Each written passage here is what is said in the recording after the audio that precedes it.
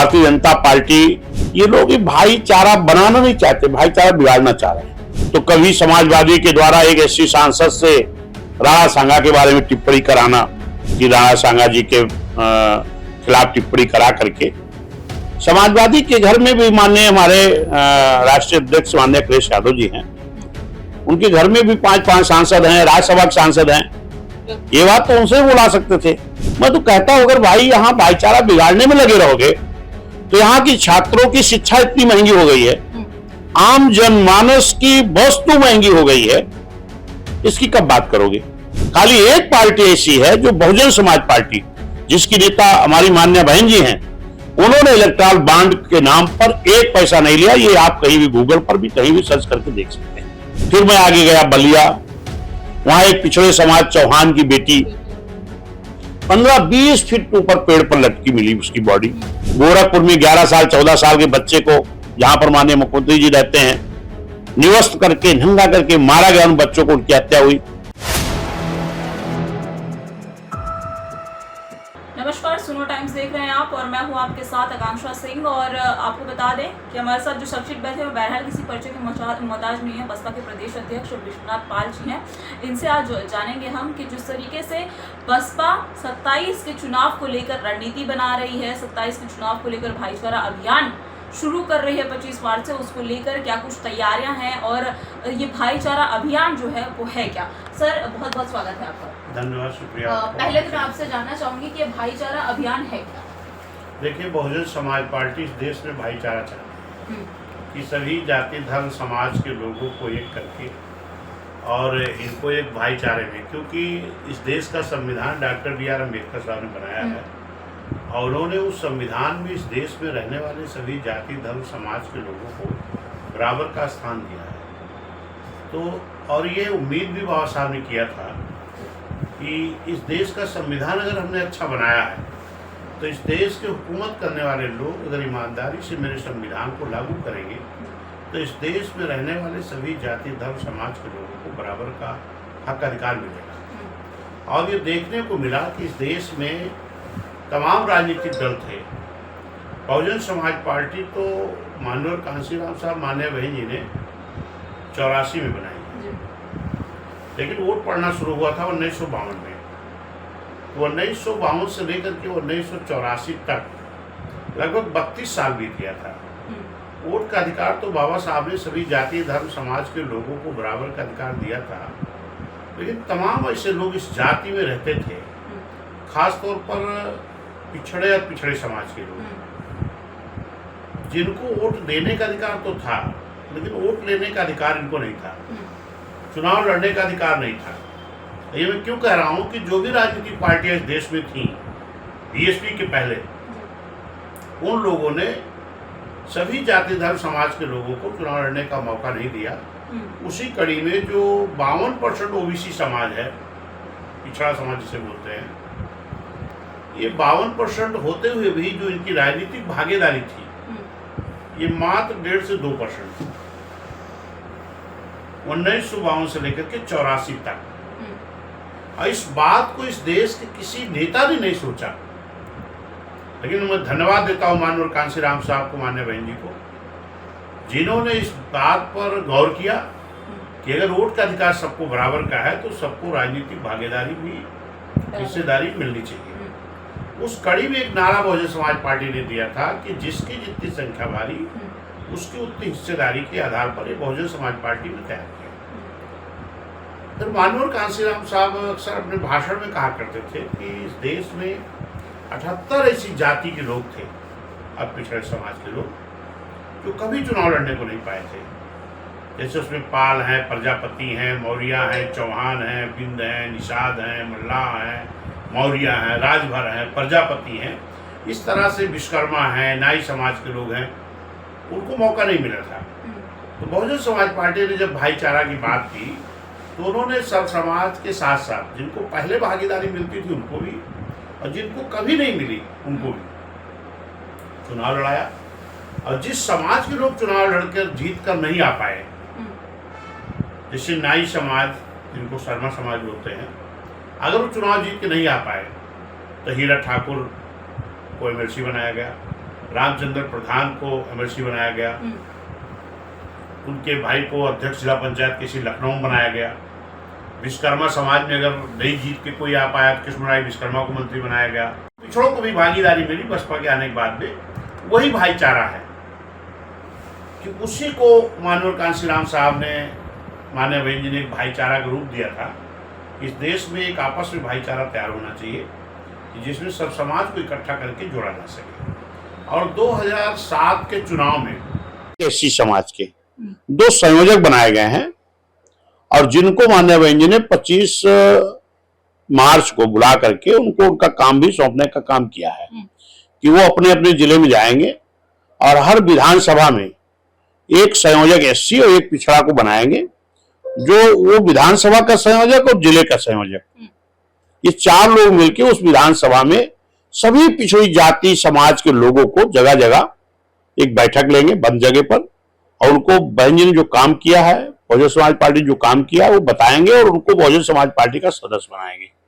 इसी के आधार पर निश्चित है कि जब एससी एसटी और ओबीसी हमारा इकट्ठा होगा 2007 के तर्ज पर, तो जो मुस्लिम समाज है वो भी बड़ी संख्या हमारे साथ आएगा और जो न्याय पसंद ब्राह्मण क्षत्रिय वैश्य समाज है वो भी हमारे इस भाईचारा में शामिल होगा, साथ में जुड़ेगा। तो निश्चित है कि एससी एसटी ओबीसी और न्याय पसंद ब्राह्मण क्षत्रिय वैश्य और मुस्लिम समाज को मिला करके 2007 में इस देश के बड़े प्रदेश में पूर्ण बहुमत से बहुजन समाज पार्टी की सरकार बनी थी, जिसमें माननीय बहन जी मुख्यमंत्री बनी थी। और फिर उसी तरह 2027 में हम लोगों की पूरी कोशिश है कि 2007 के तर्ज पर फिर एक भाईचारा बना करके, आपसी सौहार्द व्यवहार बना करके हम फिर सरकार बनाए, क्योंकि बीएसपी की जब सरकार थी पूर्ण बहुमत की तो एक बहुत अच्छा भाईचारा लोगों में था, एक भी दंगा नहीं, फसाद नहीं। आज तो मैं देख रहा हूं जिस तरीके से भारतीय जनता पार्टी और खास तौर पर जो मुख्य दल यहाँ यूपी में समाजवादी है, ये लोग भाईचारा बनाना नहीं चाहते, भाईचारा बिगाड़ना चाह रहे हैं। कभी हिंदू मुस्लिम का झगड़ा, तो कभी औरंगजेब की कब्र खोदने का मामला, तो कभी समाजवादी के द्वारा एक एससी सांसद से राणा सांगा के बारे में टिप्पणी कराना। ये गलत है। मेरा जो मानना है कि अगर बाबा साहब ने संविधान में सभी जाति धर्म समाज के लोगों को बराबर का अधिकार दिया है, तो जिस भी समाज का कोई महापुरुष है या उस समाज के राजा रहे हैं या उस समाज के महत्वपूर्ण व्यक्ति हैं, तो उनको अपमानजनक शब्द नहीं बोलना चाहिए, उनका सम्मान सबको करना चाहिए। लेकिन अगर किसी को किसी के समाज के महापुरुष से कोई दिक्कत है तो वो ना माने, उसका व्यवहार है। लेकिन जिस समाज के हैं उनको अगर आप शब्द कहोगे तो उनको तो बुरा लगेगा। ये समाजवादी के नेता को एक ऐसी सांसद से नहीं बुलाना चाहिए। इसकी पूरी साजिश की गई कि यूपी में क्षत्रिय से और एससी से लड़ाया जाए साथ में। ये इस मुद्दे को देख के ऐसा लगा कि राणा सांगा जी के खिलाफ टिप्पणी करा करके समाजवादी के घर में भी माननीय हमारे राष्ट्रीय अध्यक्ष माननीय अखिलेश यादव जी हैं, उनके घर में भी 5 सांसद हैं, राज्यसभा के सांसद हैं। ये बात तो उनसे बुला सकते थे, लेकिन एक एससी सांसद से बुलवा करके जो एससी और क्षत्रिय का लड़ाई कराना चाहते हैं, भाईचारा बिगाड़ना चाहते हैं, इससे हमारे एससी समाज को सावधान रहना चाहिए। इस बात को हमारी बहन जी ने भी कहा है। और हिंदू मुस्लिम का जो अक्सर लोग लगाए रहते हैं, मैं तो कहता हूं अगर भाई यहां भाईचारा बिगाड़ने में लगे रहोगे तो यहाँ की छात्रों की शिक्षा इतनी महंगी हो गई है, आम जनमानस की वस्तु महंगी हो गई है, इसकी कब बात करोगे? नौजवानों के रोजगार की कब बात करोगे? किसानों की आय की कब बात करोगे? यहां पर एक भाईचारा जो कायम है, ये कायम रहना चाहिए। और जो इस प्रदेश में, इस देश में महंगाई चरम पर बढ़ी है, इसकी मार जो आम पब्लिक को जा रही है, चाहे कोई भाजपा का वोटर हो, चाहे कांग्रेस का हो, समाजवादी का हो, बीएसपी का हो, लेकिन ये महंगाई की मार, दवा कितनी महंगी हो गई, शिक्षा कितनी महंगी हो गई, आम जनमानस की उपयोग की वस्तु कितनी महंगी हो गई। और इसका कारण क्या है? आप लोगों को मालूम है कि कुछ दिन पहले इलेक्ट्रल बॉन्ड का मुद्दा चला था। इलेक्ट्रल बॉन्ड क्या है? इलेक्ट्रल बॉन्ड है कि इस देश के बड़े उद्योगपति जो इस देश की आम जनता के उपयोग की वस्तु को मैन्युफैक्चरिंग करते हैं, उन्होंने इस देश के राजनीतिक दलों को एक चुनावी चंदा इलेक्ट्रल बॉन्ड के माध्यम से सारे पक्ष विपक्ष के दलों को दिया, उन्होंने लिया।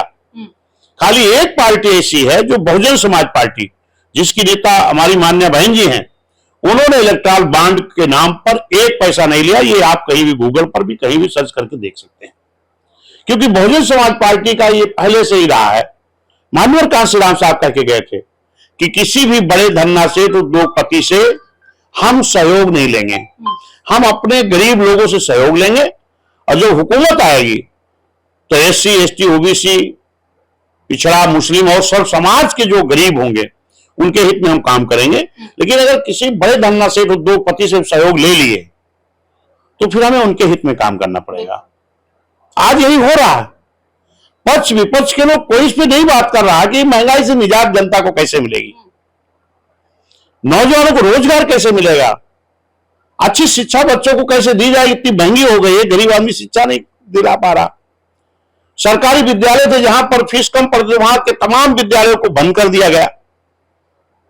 तो ये मेरा मानना है कि जो जनता है उत्तर प्रदेश की, जिन्होंने 7 से 12 तक मान्य बहन जी की शासनकाल को देखा है BSP के, और फिर 12 से 17 तक समाजवादी को भी देखा है, और 17 से आज तक जो भाजपा को उत्तर प्रदेश की जनता देख रही है, अगर ये तीनों दलों में तुलना करती है तो उसको लगता है कि बेटर कानून का राज, अच्छी सरकार, नौजवानों को रोजगार, किसानों के गन्ने के मूल्य सबसे ज्यादा बहुजन समाज पार्टी की सरकार में बढ़ाया गया था, उनको अच्छा मूल्य मिला था। तो यहां का चाहे वो छात्र हो, चाहे नौजवान हो, चाहे किसान हो, चाहे व्यापारी हो, चाहे आम जनता हो, वो एक आज की डेट में एक आशा भरी निगाहों से बहुजन समाज पार्टी की तरफ देख रही है, बहन जी की तरफ देख रही है। और निश्चित है कि अगर वो 7 से 12 BSP की सरकार, और 12 से 17 सपा की सरकार, और 17 से 8 तक भाजपा की सरकार, तो अगर लोग गौर कर रहे हैं तो उनको लग रहा है कि हमें पुनः फिर इस प्रदेश का मुख्यमंत्री बहन जी को बनाना चाहिए। आज तो मैं देख रहा हूं, आप लोग भी देख रहे होंगे, मेरे अगर ट्विटर फेसबुक से जुड़े होंगे, मैं देख रहा हूं कि SC ST पिछड़ा खास तौर पर इतनी घटनाएं हो रही हैं, प्रदेश में पूरा जंगल राज कायम है। जैसे अभी आपने देखा, मैं आजमगढ़ गया था, वहां पुलिस के प्रताड़ित करने से एक बच्चे की मौत हो जाती है, और उसको कहा जाता है कि अपने नारे से फांसी लगा लिया बाथरूम के अंदर। जिस बच्चे की उम्र 70-75 साल हो, उसके नारे से लटक के मौत हो जाएगी। फिर मैं आगे गया बलिया, वहां एक पिछड़े समाज चौहान की बेटी 15-20 फीट ऊपर पेड़ पर लटकी मिली उसकी बॉडी, और उस पीछे से दोनों हाथ बंधे हैं। और जब मैं पहुंचता हूं मान्य बहन जी के निर्देश पर, हमारी बहन जी इस वक्त इस तरह की जो भी अत्याचार हो रहे हैं उस पर खूब संज्ञान में ले रही हैं, और मुझे जहां भी आदेश मिल रहा है और घटनाएं जो हो रही है, मैं बहन जी के निर्देश पर जा रहा हूं। और निश्चित लोगों को मेरे जाने के बाद में, बहन जी के आदेश के बाद में, उन लोगों को न्याय भी मिल रहा है। मैं बलिया भी जब पहुंचा, वो चौहान की बेटी के घर पर परिवार से पूछा तो उन लोगों ने कहा कि साहब, इतनी ऊंचाई पेड़ पर अगर हमारी बेटी चढ़ेगी तो उसके तो हाथ वाथ छिल जाएंगे, मोटे पेड़ को पकड़ के जाएगी। और फिर ये अगर सुसाइड बता रहे हैं प्रशासन के लोग, तो ये गलत बता रहे हैं, क्योंकि अगर मेरी बेटी हाथ दोनों पहले पीछे बांध लेती, पीछे हाथ करके बांध नहीं पाएगा कोई आदमी, मान लो किसी तरह लपेटा बांधा, तो वो सुसाइड कैसे करेगी? अगर सुसाइड कर लिया तो हाथ बांधेगी कैसे? तो ये सुसाइड दिखा करके क्राइम कम दिखाया जाए, ये भी एक साजिश चल रही है। और अभी मैं गया था कल ही कौशाम्बी, बहन जी के निर्देश पर, वहां एक ऐसी समाज के व्यक्ति की जमीन हाईवे पर थी, जिससे उसका जीव को पता चलता, उसको लुभा करके खिला पिला के, जो उसके परिवार वाले बता रहे थे कि 70 लाख की उसकी जमीन बैनामा कराई गई, मात्र उसको 10 लाख उसके बेटे ने कहा हमको मिली है। जब पैसा मांगने गए, लोग उसको उठा ले गए और उसकी शाम तक बॉडी मिलती है, जबकि उसका बेटा रिकॉर्डिंग रखा था कि मेरे पापा को छोड़ दो, कब तक मेरे पापा आएंगे, शाम तक उसकी बॉडी मिलती है। इस तरह जंगल राज कायम है। फिर उसके आगे मैं गया, वहीं पर एक प्रजापति का 11 साल का बच्चा का रात में सोते हुए किडनैपिंग हो गई, फिरौती मांगी जा रही थी। फिर वहां से मैं निकला, रानीगंज प्रतापगढ़ पहुंचा, वहां एक हमारे पासी समाज की बेटी जो जिसकी मां विकलांग, एक छोटी बहन, इनका जीविकोपार्जन करती थी और वो एक प्राइवेट हॉस्पिटल में जाकर के नौकरी करती थी। वहां जाने के बाद भी उनकी मां कह रही थी कि मेरी बेटी के साथ दरिंदगी हुई है। और वहां जब वो पहुंचती है शाम को 6-7 बजे तो 8 बजे तक उनकी मां को खबर आती है कि आपकी बेटी की तबीयत खराब हो गई, जल्दी आ जाओ, किसी दूसरे हॉस्पिटल ले जाना है। वहां ले गए, उनकी मां को एम्बुलेंस बैठाते हैं और ला करके उनके घर ले आते हैं। उनकी मां कहती भैया आप तो मेरे घर ले आए। तो वहां बाड़ी उतार के जब भागने लगे तो फिर गांव में आवाज लोगों ने दिया और लोगों ने उनको घेर लिया। जब घेर लिया तो पुलिस वाले आए तो उस पर लोगों ने कहा FIR करो, उनकी गिरफ्तारी करो।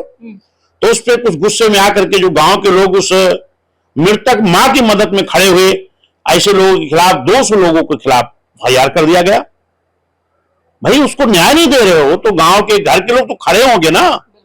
तो इस तरह जंगल राज कायम है। अभी बस जौनपुर में 2 दंपत्ति की हत्या हो गई, 8 दिन तक बॉडी नहीं मिली। बोल रहा था मुलजिम नहर फेंकाऊं, नहीं मिली। फिर बहन जी के निर्देश पर मैं गया तो उन लोगों की बॉडी बरामद हुई। फिर उसके बाद हमने देखा कि बस्ती में एक ऐसी समाज के हमारे व्यक्ति को कीचड़ में गला दबा करके, किसी को कीचड़ में गला दबाओगे, पकड़ के सर उसका डुबोगे तो सांस फूलने से मृत्यु होगी ना। वहां भी लोग करे सुसाइड कर लिया। तो हमने कहा किसी का गर्दन पकड़ के कीचड़ में दबाओगे, सांस फूलने से मृत्यु होगी तो हत्या नहीं मारोगे क्या? फिर बड़ा प्रयास करने के बाद तो FIR हुई। आगरा में घटना हुई, गोरखपुर में 11 साल 14 साल के बच्चे को, जहां पर माननीय मुख्यमंत्री जी रहते हैं, निवस्त करके नंगा करके मारा गया। उन बच्चों को उनकी हत्या हुई। इस देश के 75, 76, 70 साल बाद अभी आपने देखा कि मथुरा में जिस तरीके गरीब SC समाज की हमारी बेटियां ब्यूटी पार्लर से, दोनों की एक दिन बाप उसका शादी कर रहे थे, आई और घर पहुंचने के पहले उनको गाड़ी से उतार लिया गया, कीचड़ पोता गया, बरातियों को पीटा गया, बरात वापस चली गई। इस तरह की घटनाएं तो पूरे उत्तर प्रदेश जंगल राज कायम है। तो इससे आम जनता वो इस चीज को देख रही कि अगर कानून का राज प्रदेश में लाना है, प्रदेश का विकास करना, तो पुनः बहुजन समाज पार्टी की सरकार लानी चाहिए, माननीय बहन जी को मुख्यमंत्री बनाना चाहिए। और उसी उम्मीद से बहुजन समाज पार्टी सर्व समाज को जोड़ेगी, एक भाईचारा पिछड़ों तैयार करेगी और फिर आने वाले 2007 के तर्ज पर 27 में सरकार बनाएगा और माननीय बहन जी मुख्यमंत्री बनेगी, जिससे प्रदेश का विकास होगा।